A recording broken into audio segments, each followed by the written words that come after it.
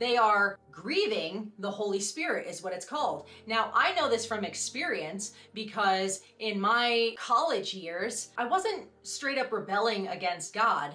I was just one of those child Christians that went out into the world, and I wasn't launched properly. Like, I wasn't taught anything about the world. All I was taught about was Christianity. So I went about doing a lot of really stupid things, and I was so guilty all throughout college. And I actually asked myself, I said, why do I said, I just feel so bad about myself all the time. And nowadays we would tell people, oh, you don't need the guilt and the shame. You don't need that. Well, that's not true. I did need all of that guilt and all of that shame. I deserved it because I was not living properly. But the reason I had so much guilt is because the Spirit of God was living inside of me. So I was not only hurting myself, I was hurting the Holy Spirit. I was hurting God inside of me.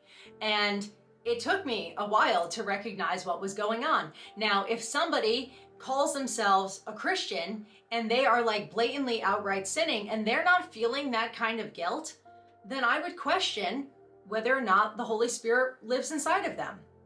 Because the Holy Spirit, God, is holy, and He wants to pull you into holiness, righteousness, sanctification, so that you can become more like Jesus.